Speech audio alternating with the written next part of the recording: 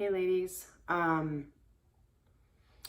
it's definitely been past the 2-week wait where I promised I would let y'all know. I think the last thing I said on here was that I had just had my IUI, and I was a super emotional wreck. Jesus, that seems like so long ago. July 20th, and today is August 19th. So it's been almost 1 month exactly. Really, it has. I mean, fuck. So, it worked. The IUI, technically. So I was told, I went in, so I moved, okay? Like I moved cross country and all that time, and I think I touched on that. I went from Oregon to Atlanta. I am now in Atlanta. I drove and I was supposed to get my blood drawn on the 12th, but I was driving and that would be cycle day 12. No, sorry. I was supposed to get it pulled on the 31st and that would be cycle day 12, July 31st. And then, but I did it on the Monday that I got there because I got there Saturday and then kind of got settled in. It was the weekend, so I got my blood drawn on Monday. And so that would be 12, 15, cycle day 15. And it was 5.87. So it was technically pregnant. And I was doing it through like a lab core because I couldn't do it through but I was still going through my fertility clinic in Oregon, and just, they would put an order in and then I would go and then they'd get the results and then they'd put it on my portal or call me and let me know. So they're like, okay, we want you to go in 2 days.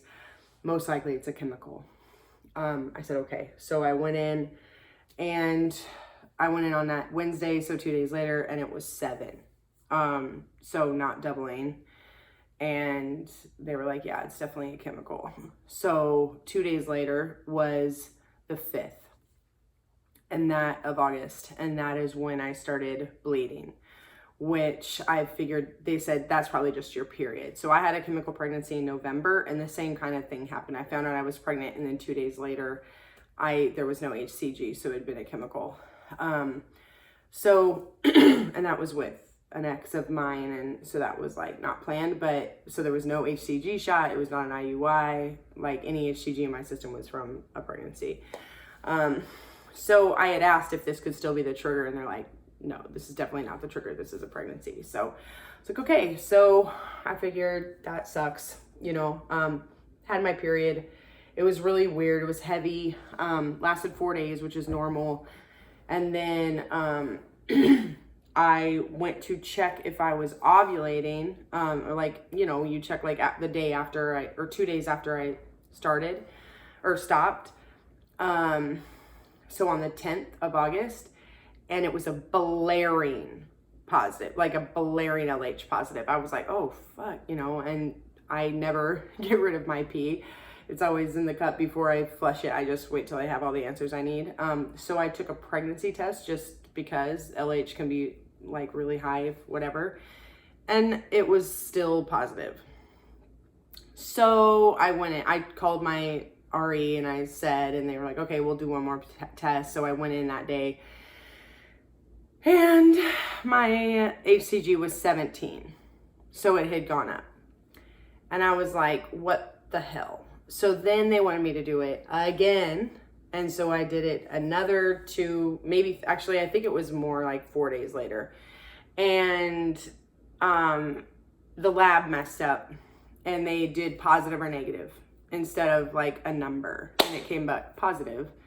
So they're like, you need to go get, so basically what she had said at that point is, we have to be really careful because this could be an ectopic or it could just be a normal miscarriage, but it's like basically not a chemical anymore.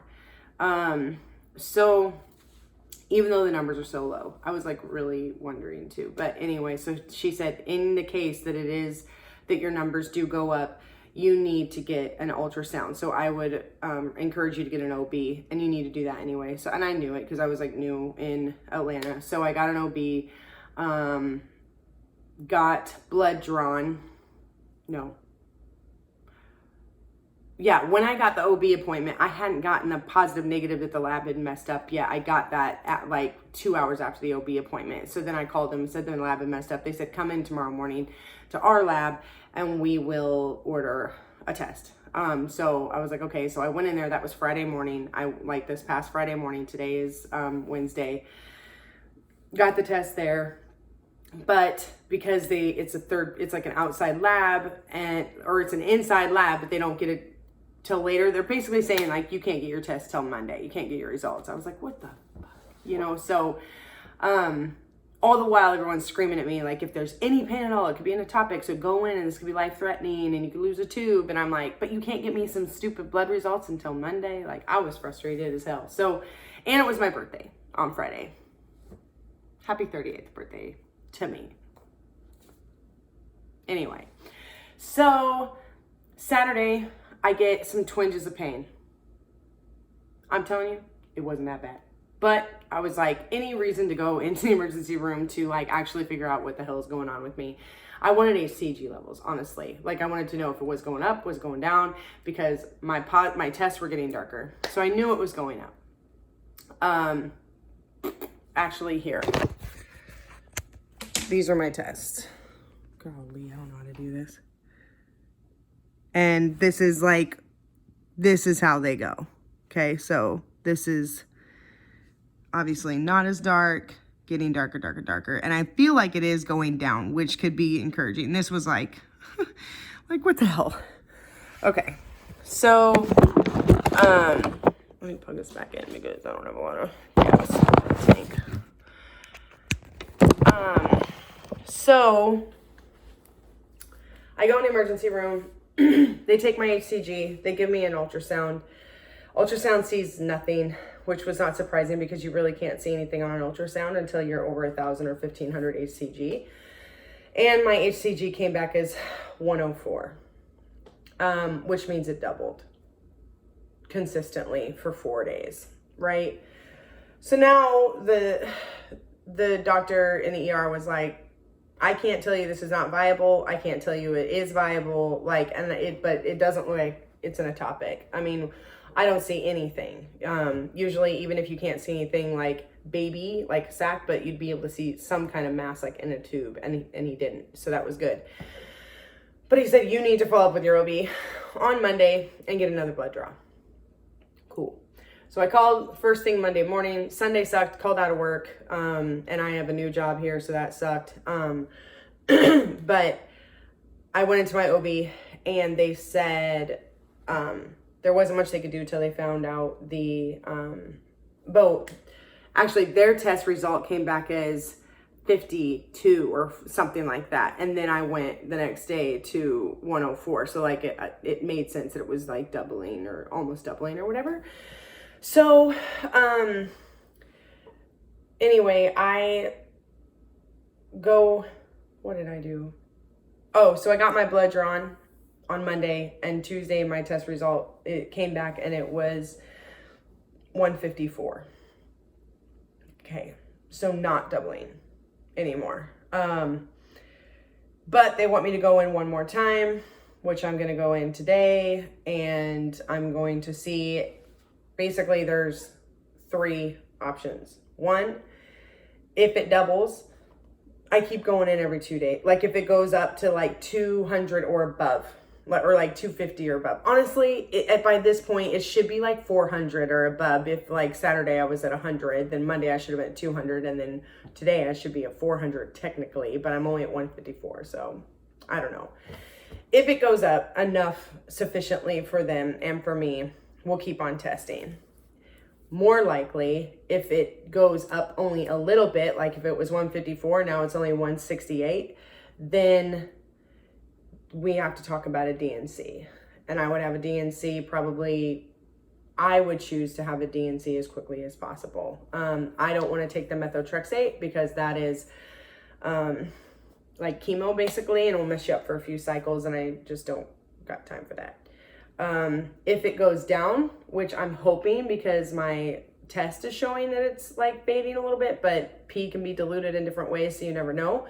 But if it goes down on its own, like if it goes down to 50 or even 100, back to 100 or something, then my body is passing it by itself. And that would be ideal. And then they would test me to 0. So then I still would keep on testing until I get to 0. So really, when it comes down to it, I'm still going to be testing, because even if you have a DNC, you have to come in like a week later and make sure that it's going down. So yeah, so I'm having a miscarriage. Another one. The first one, the chemical sucked. Like, it was a really big roller coaster for 2 days of finding out I was pregnant, not trying to get pregnant, not expecting it, and then it ending in a chemical, and I did that all on my own, and that was super shitty, yes. This is like really bad. It just sucks. It sucks a lot. The other day, Monday, because I knew I was getting my blood draw on, I hadn't got my results yet. I kind of got to the point that I decided I needed to embrace this. Like, sometimes when we're going through this process of trying to conceive, and especially with infertility and treatments and all the kind of stuff, and clinics and blood draws and doctors and everything, we science everything. Like, we can just say because science or whatever. And it makes us, like, for me, it is a defense mechanism. Basically, I do it so that I don't have to connect to it. And therefore, if I haven't connected to it, I don't have to grieve it. And because grief is really hard ever since, I lost my mom. I don't want to deal with grief, and it sucks. But when the doctor said, you are pregnant, like, you are technically pregnant, like, technically whatever, you're pregnant. And that hit me like a ton of bricks, like, because I just hadn't even looked at it as that. Because we just had these strips and we just had whatever, like, I had wasted all my first response, like, double liners on the beginning of the pregnancy where it was like not showing up anymore. So like, why the hell? Like, and that's another thing that we don't know, and I'm really gonna ask the doctor about it. Like, why did it get dark a week later? Like, why did all of a sudden it start after I bled for 5 days or 4 days? Why now? Like, why all of a sudden is the HCG going up? When did I implant? Like, what's going on? Like, it definitely wasn't implantation bleeding, because it was heavy flow. Like, I had to use a tampon. I thought it was period. It was one of the worst periods ever. And I've heard that after you take like progesterone and HCG shot, all that kind of stuff, your periods can be heavier. So that's kind of what I thought. But here we are, and I had to just embrace it. I'm going to post the picture that I posted on my Instagram, which feel free to follow my Instagram. I update that way more than this, like way more. And I will be sharing my journey. Like, if you're looking at this video in 4 years, still check out my Instagram, because it's not going anywhere. And it's got, this information is always relevant. The journey of fertility and infertility and a single mother by choice and all that is like long lasting. And I'm watching people's videos from like 4 or 5 years ago. So, but here, this is what I did on Monday. Just to connect. I needed to connect, and sometimes we have to be okay with connecting with loss. And it's like, I knew it was on, the odds were not in my favor, but I wanted to see it, and I wanted to connect with it. So there it is. Pregnant. For now. And I made a post about it, and I'm a little bored, and I embraced it. And I will always be connected to this sweet little baby that never got to be. Is there like a 1%, if that, chance that I go in today and I've got outrageous numbers? Yeah, but there's also been 0 symptoms. 0. Like, my boobs aren't sore, nothing. So 104 or even 154 is not a very high. Like, that's what you're usually getting. Sometimes first betas are like 250. So, yeah. But, yeah, that's my story for now. And I want to say I'll keep you updated, like, right away, but that's probably not the case.